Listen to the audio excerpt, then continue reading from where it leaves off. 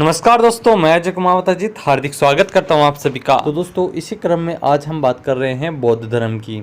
बौद्ध धर्म के बारे में अगर हम बात करें दोस्तों, तो बौद्ध धर्म के जो संस्थापक थे वो बौद्ध धर्म के संस्थापक थे गौतम बुद्ध।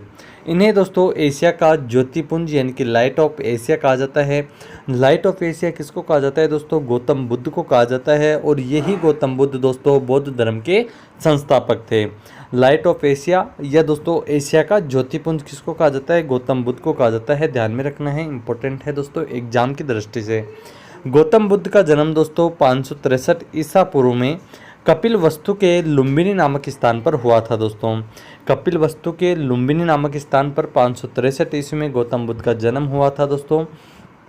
इसके बाद हम बात करें कि गौतम बुद्ध के पिता का क्या नाम था, तो पिता का नाम था दोस्तों शुद्धोधन और माता का नाम था दोस्तों महामाया। इसके बाद हम बात करें दोस्तों कि इनकी जो माता थी, इनकी माता की मृत्यु इनके जन्म के 7वें दिन ही हो गई थी। इनका लालन पालन इनकी सौतेली माँ प्रजापति गौतमी ने किया था दोस्तों। इनके बचपन का नाम दोस्तों सिद्धार्थ था। गौतम बुद्ध के बचपन का नाम क्या था दोस्तों? सिद्धार्थ था। दोस्तों, हम हर टॉपिक की बात कर रहे हैं शॉर्ट नोट्स के माध्यम से। इन नोट्सों का आपको बार बार रिवीजन करना है। तो रिवीजन करने के लिए आपको ये पीडीएफ की आवश्यकता पड़ेगी। और ये पीडीएफ आपको दोस्तों टेलीग्राम चैनल पर मिलेगी, जिसकी दोस्तों लिंक आपको डिस्क्रिप्शन में दे दी जाएगी। तो ये आपको पीडीएफ ज़रूर डाउनलोड करनी है टेलीग्राम चैनल से। और साथ ही साथ टेलीग्राम चैनल को ज्वाइन भी कर लीजिएगा, जिससे आने वाले लेटेस्ट वीडियोज़ की जो भी दोस्तों न्यूज़ है या दोस्तों हमारी पीडीएफ्स हैं वो आपको समय पर मिल सके। इसके बाद हम बात करेंगे कि बचपन से ही दोस्तों गौतम बुद्ध का मन आध्यात्मिकता की ओर था। इसलिए इनके पिता ने इनका विवाह 16 वर्ष की अवस्था में यशोधरा के साथ में कर दिया था दोस्तों। 16 वर्ष की आयु में ही गौतम बुद्ध का विवाह इनके पिताजी ने यशोधरा के साथ किया था। इनके पुत्र का नाम दोस्तों राहुल था। अपने साम्राज्य में भ्रमण के दौरान उन्होंने व्यक्ति जीवन की दोस्तों 4 अवस्थाओं को देखा। यानी कि एक व्यक्ति के जीवन में आने वाली 4 अवस्थाओं को दोस्तों गौतम बुद्ध ने देखा, जिसके बाद उनके मन में वैराग्य उत्पन्न हो गया दोस्तों। जिसके अंदर दोस्तों जो 4 अवस्थाएं थी वो कौन कौन सी थी? सबसे पहले दोस्तों उन्होंने भ्रमण के समय एक बूढ़ा व्यक्ति देखा। दोस्तों बूढ़ा व्यक्ति देख करके उनके मन में आया कि एक दिन दोस्तों अपन भी इसी के तरह वृद्ध अवस्था में आ जाएंगे और हम भी दोस्तों, यानी कि गौतम बुद्ध ने सोचा कि हम किसी बूढ़े व्यक्ति की तरह किसी भी कार्य को करने में असमर्थ होंगे। इसके बाद में इन्होंने देखा दूसरे नंबर पर भ्रमण के समय बीमार व्यक्ति को। इसके बाद इनको दोस्तों तीसरा व्यक्ति मिला, वो मिला दोस्तों एक व्यक्ति का शव। तो दोस्तों शव को दोस्तों इन्होंने देखा। और चौथे नंबर पे दोस्तों इनको दोस्तों मिला सन्यासी। ये 4 दोस्तों व्यक्ति की अवस्थाएं इन्होंने देखी। सांसारिक समस्याओं से व्यथित होकर सिद्धार्थ ने यानी कि गौतम बुद्ध ने 29 वर्ष की अवस्था में गृह त्याग किया, यानी कि गृह त्याग कर दिया, अपने घर को छोड़ दिया, जिसे दोस्तों बौद्ध धर्म में महाविनिष्क्रमण कहा गया है। ये क्वेश्चन कई बार एग्जाम में पूछा गया है कि बौद्ध धर्म में गृह त्याग को क्या कहा गया है, तो महाविनिष्क्रमण भी कहा जाता है दोस्तों। इसके बाद हमको ध्यान में रखना है कि ज्ञान की खोज में बुद्ध इधर उधर भटकते रहे। फिर इन्हें दोस्तों अलार कलाम मिले, जो दोस्तों इनके पहले गुरु बने। इन्होंने अलार कलाम से सांख्य दर्शन की शिक्षा ली थी। ये क्वेश्चन आपसे पूछा जा सकता है कि गौतम बुद्ध ने सांख्य दर्शन की शिक्षा किससे ली, तो दोस्तों इनके पहले जो गुरु थे वो थे अलार कलाम। इन्हीं से दोस्तों गौतम बुद्ध ने सांख्य दर्शन की शिक्षा ली थी। इसके बाद दोस्तों महात्मा बुद्ध ने अपने 5 मित्रों के साथ सारनाथ के वन में लगभग कई वर्षों तक दोस्तों कठोर तपस्या की थी दोस्तों, सारनाथ के वन में। इसके बाद दोस्तों महात्मा बुद्ध ज्ञान की प्राप्ति के लिए गया चले गए। और गया नामक जो स्थान है दोस्तों वो पड़ता है बिहार राज्य के अंदर। यहाँ पर दोस्तों गौतम बुद्ध ज्ञान की प्राप्ति के लिए आ गए। कठिन तपस्या के बाद दोस्तों 35 वर्ष की आयु में वैशाख की पूर्णिमा की रात निरंजना नदी के किनारे पीपल वृक्ष के नीचे सिद्धार्थ को ज्ञान प्राप्त हुआ। यहाँ से दोस्तों आपको हर लाइन के अंदर इसकी 3 लाइनें हैं दोस्तों, उन तीनों लाइनों में 5-6 क्वेश्चन ऐसे बनते हैं जो एग्जाम में बार बार रिपीट होते हैं कि दोस्तों कि कितनी वर्ष की आयु में गौतम बुद्ध को ज्ञान की प्राप्ति हुई, तो 35 वर्ष की आयु में। दोस्तों वो दिन कौन सा था, तो वो दोस्तों हिंदी माह का वैसाख की पूर्णिमा की रात थी दोस्तों। और दोस्तों नदी कौन सी थी जिसके किनारे दोस्तों सिद्धार्थ को यानी गौतम बुद्ध को ज्ञान की प्राप्ति हुई, तो वो थी दोस्तों निरंजना नदी। और दोस्तों पीपल वृक्ष के नीचे गौतम बुद्ध को, जिनके बचपन का नाम था सिद्धार्थ, को ज्ञान की प्राप्ति हुई। ज्ञान की प्राप्ति के बाद सिद्धार्थ बुद्ध के नाम से जाने गए और वह स्थान दोस्तों क्या कहलाया, बोध गया कहलाया दोस्तों। और बोध गया दोस्तों बिहार के अंदर ही पड़ता है। ज्ञान की प्राप्ति के बाद में सिद्धार्थ बुद्ध के नाम से जाने गए और वो स्थान जहाँ उन्हें ज्ञान की प्राप्ति हुई वो बोध गया कहलाया। बुद्ध ने अपना प्रथम उपदेश सारनाथ में दिया, जिसे बौद्ध ग्रंथों में धर्म चक्र प्रवर्तन कहा गया है, और उन्होंने यह उपदेश पाली भाषा में दिए थे दोस्तों।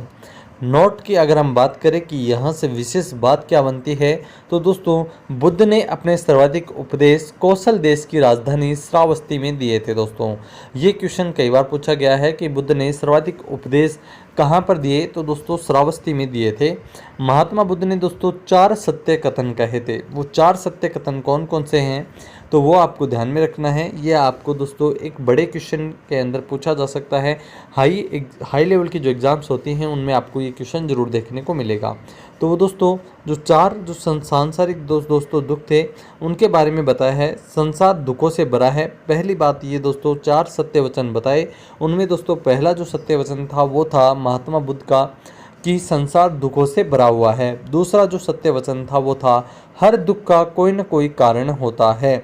और तीसरा दोस्तों सभी दुखों का सबसे बड़ा कारण होता है इच्छा। और चौथा दोस्तों सत्य वचन बताया, वो बताया कि इस इच्छा पर नियंत्रण पाया जा सकता है दोस्तों। ये दोस्तों 4 सत्य वचन गौतम बुद्ध ने बताए थे दोस्तों। इसके बाद हम बात करें बौद्ध धर्म के त्रिरत्नों की, तो दोस्तों बुद्ध, संघ और धम्म, ये दोस्तों 3 बौद्ध धर्म के त्रिरत्न हैं। महात्मा बुद्ध के प्रमुख अनुयायी कौन कौन से थे, तो वो थे दोस्तों बिंबिसार के अलावा दोस्तों प्रसेनजित, और प्रसेनजित के अलावा दोस्तों उदयन। ये महात्मा बुद्ध के प्रमुख अनुयायी थे। बुद्ध के अनुयायी 2 भागों में विभाजित थे दोस्तों। एक तो दोस्तों आते थे भिक्षुक। दोस्तों बौद्ध धर्म का प्रचार करने के लिए संन्यास ग्रहण किया, वो तो दोस्तों भिक्षुक कहलाए। और जो दूसरे दोस्तों जो अनुयायी आते थे वो कहलाते थे उपासक। ग्रस्त जीवन व्यतीत करते हुए बौद्ध धर्म को अपनाया। बौद्ध संघ में सम्मिलित होने के लिए न्यूनतम आयु की सीमा थी दोस्तों 15 वर्ष। इसके बाद हम बात करें कि बुद्ध के जीवन से संबंधित बौद्ध धर्म के प्रतीकों की, तो जन्म का जो प्रतीक था दोस्तों वो है कमल एवं सांड। गृह त्याग का प्रतीक है घोड़ा। ज्ञान का प्रतीक है दोस्तों पीपल यानी कि बोधि वृक्ष। इसके बाद में है निर्वाण का पद चिन्ह है। और मृत्यु का दोस्तों है स्तूप। इसके बाद हम बात करें कि 80 वर्ष की अवस्था में 483 ईसा पूर्व कुशीनगर में बुद्ध का निधन हुआ, जिसे बौद्ध धर्म में महापरिनिर्वाण कहा गया है दोस्तों कुशीनगर में बुद्ध का निधन हुआ, और निधन को दोस्तों बौद्ध धर्म में महापरिनिर्वाण कहा गया है। 80 वर्ष की अवस्था में दोस्तों बुद्ध का दोस्तों निधन हुआ था। इसके बाद हम बात करें कि निधन के पश्चात बुद्ध के अस्थि अवशेषों को भारत के 8 जगहों पर स्थापित कर स्तूपों का निर्माण करवाया गया, जिसमें से सबसे बड़ा स्तूप है दोस्तों सांची का स्तूप।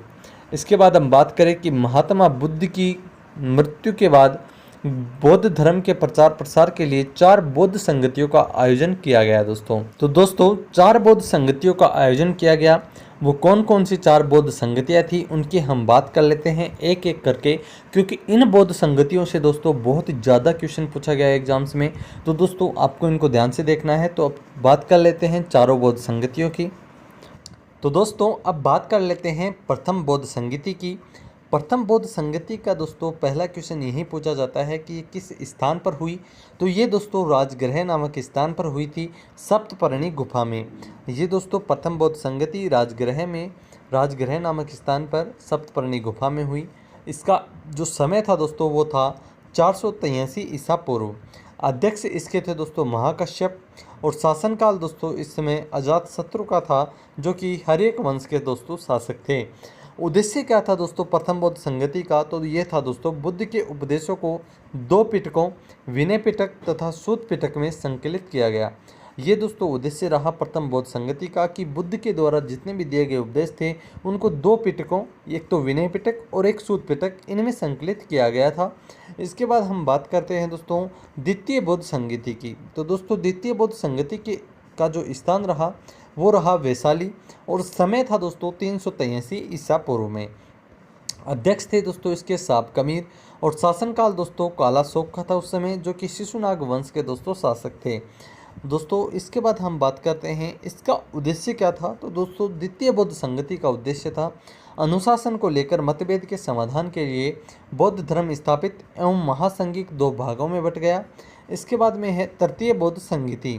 तृतीय बौद्ध संगति का स्थान था दोस्तों पाटलिपुत्र, समय रहा 251 ईस्वी पूर्व और अध्यक्ष थे दोस्तों इस समय मोगलीपुत्र तीसरे। शासनकाल दोस्तों यानी कि शासन किसका था तृतीय बौद्ध संगति के समय, तो अशोक का था और अशोक दोस्तों मौर्य वंश के शासक थे। सबसे ज़्यादा क्वेश्चन यही पूछे जाते हैं किसी भी संगति को लेकर के कि उसका स्थान कौन सा था, किस समय दोस्तों वो आयोजित हुई, उस समय अध्यक्ष कौन थे और उसके शासन उस समय शासनकाल यानी कि शासन किसका चल रहा था। इसके बाद में है दोस्तों कि तृतीय बौद्ध संगति का उद्देश्य क्या था। तो दोस्तों संघ भेद के विरुद्ध कठोर नियमों का प्रतिपादन करके बौद्ध धर्म को स्थायित्व प्रदान करने का प्रयत्न किया गया। धर्म ग्रंथों का अंतिम रूप से संपादन किया गया तथा तीसरा पिटक अभिधम्म पिटक जोड़ा गया। इसके बाद हम बात करते हैं दोस्तों चतुर्थ बौद्ध संगति की। चतुर्थ बौद्ध संगति में दोस्तों आपको ध्यान रखना है कि ये किस स्थान पर हुई, तो कश्मीर के कुंडलवन नामक स्थान पर हुई थी। समय रहा दोस्तों प्रथम शताब्दी ईसा पूर्व का। अध्यक्ष थे दोस्तों वसुमित्र, उपाध्यक्ष थे अशोक घोष, शासनकाल रहा कनिष्क का और कनिष्क दोस्तों कुषाण वंश के शासक थे दोस्तों। चौथी बौद्ध संगति के उद्देश्य की अगर हम बात करें दोस्तों, तो दोस्तों चौथी बौद्ध संगति का उद्देश्य था दोस्तों बौद्ध धर्म का दो संप्रदायों हीनयान और महायान में विभाजन। चौथी बौद्ध संगति के बाद बौद्ध धर्म दो भागों में बट गया दोस्तों। चौथी बौद्ध जो संगति हुई थी उसके बाद में बौद्ध धर्म दोस्तों दो भागों में बटा, वो था दोस्तों हीनयान और महायान, इन दो भागों में बटा। बात कर लेते हैं पहले हीनयान की। तो दोस्तों बौद्ध धर्म का प्राचीन रूप जो था वो हीनयान कहलाया। यह दोस्तों कठोर मार्ग है, इसके द्वारा कम लोग दोस्तों निर्वाण की प्राप्ति कर सकते हैं। यह बुद्ध को अलौकिक गुण वाला सामान्य पुरुष मानते हैं दोस्तों, यानी कि हीनयान जो दोस्तों धर्म के लोग थे वो बुद्ध को अलौकिक गुण वाला सामान्य पुरुष मानते हैं। यह बुद्ध के प्रतीकों की पूजा करते हैं। इनके ग्रंथ दोस्तों पाली भाषा में रचे गए हैं। हीनयान के जो दोस्तों ग्रंथ हैं वो पाली भाषा में रचे गए हैं। ये कर्म एवं धर्म में विश्वास करते हैं दोस्तों। इसका प्रचार प्रसार लंका, वर्मा, थाईलैंड, कंबोडिया आदि देशों में हुआ था दोस्तों। इसके बाद हम बात कर लेते हैं दोस्तों महायान की। दोस्तों यह नवीन रूप है, बौद्ध धर्म का नवीन रूप क्या कहलाया दोस्तों, महायान कहलाया। यह सरल मार्ग है, इसके द्वारा अधिक लोग निर्वाण की प्राप्ति कर सकते हैं। यह बुद्ध को भगवान मानते हैं। यह बुद्ध की मूर्ति की पूजा करते हैं। इसके ग्रंथ संस्कृत भाषा में रचे गए हैं। यह परोपकार में विश्वास करते हैं दोस्तों। महायान के जो दोस्तों अनुयायी थे वो दोस्तों परोपकार में विश्वास करते थे, यानी कि दूसरों का भला करो। इसमें बौद्धिक सत्व का आदर्श ग्रहण किया गया है जो दूसरों का कल्याण करते हैं और इसका प्रचार प्रसार दोस्तों चीन, तिब्बत, जापान, कोरिया आदि देशों में हुआ दोस्तों। इसके बाद हम बात कर लेते हैं दोस्तों बौद्ध साहित्य की। तो सबसे पहले आता है दोस्तों त्रिपिटक। ये मूल रूप में पाली भाषा में रचे गए हैं। इनकी संख्या कितनी है दोस्तों, 3 है। इसके बाद हम बात करें दोस्तों विनय पिटक की। तो दोस्तों इसमें भिक्षु एवं भिक्षुणियों के आचरण संबंधी नियम बताए गए हैं, वो है दोस्तों विनय पिटक। इसके बाद में आता है सूत पिटक और इसमें दोस्तों बौद्ध धर्म के उपदेश संकलित हैं। और इसके बाद आता है अभिधम्म पिटक। इसमें दोस्तों बौद्ध धर्म की दार्शनिक व्याख्याएं दी गई हैं। इसका सबसे महत्वपूर्ण भाग है वो है कथा वस्तु। इसके बाद आती हैं दोस्तों जातक कथाएं। ये मूल रूप में पाली भाषा में रचे गए हैं। इनकी संख्या 549 है। इनमें बुद्ध के पूर्व जन्मों की कथाएं हैं। बुद्ध चरित्र की अगर हम बात करें तो इसकी रचना संस्कृत भाषा में हुई है। अशोक घोष द्वारा रचित यह एक महाकाव्य है। इसमें बुद्ध का जीवन व्रत एवं उनकी शिक्षाओं का दोस्तों वर्णन है। इसे बौद्धों की रामायण कहा जाता है दोस्तों। यहाँ से क्वेश्चन इंपॉर्टेंट बनता है दोस्तों, बौद्धों की रामायण किसे कहा जाता है, तो दोस्तों बुद्ध चरित्र को कहा जाता है। इसके बाद आता है दोस्तों धम्मपद। पाली भाषा में रचा गया है। इसे दोस्तों बौद्धों की गीता कहा जाता है। धम्मपद को दोस्तों बौद्धों की गीता कहा जाता है। दोस्तों साथ ही आप इस पीडीएफ के माध्यम से हमारे टेलीग्राम चैनल से, व्हाट्सएप ग्रुप से, इंस्टाग्राम से, यूट्यूब चैनल से जुड़ सकते हैं। इसके अलावा दोस्तों इस पीडीएफ में मैंने जो अन्य टॉपिक्स पढ़ाए हैं वो भी दोस्तों डाल दिए हैं। संविधान संशोधन, महत्वपूर्ण सूचकांक, दिल्ली सल्तनत काल जो कि हिस्ट्री के अंदर आता है वो भी हमने पढ़ लिया है। इसके बाद हमने पढ़ा दोस्तों हिस्ट्री में मुगल साम्राज्य। तो ये सभी आपको दोस्तों वीडियोज़ आपको ज़रूर देखने हैं ताकि आपकी हिस्ट्री कंप्लीट हो सके। तो दोस्तों मिलते हैं अगले वीडियो में, तब तक के लिए thank you so much. Channel पर यदि आप नए हो तो चैनल को जरूर सब्सक्राइब कर लीजिएगा दोस्तों। वीडियो यदि अच्छा लगा हो तो लाइक कीजिए। Thank you.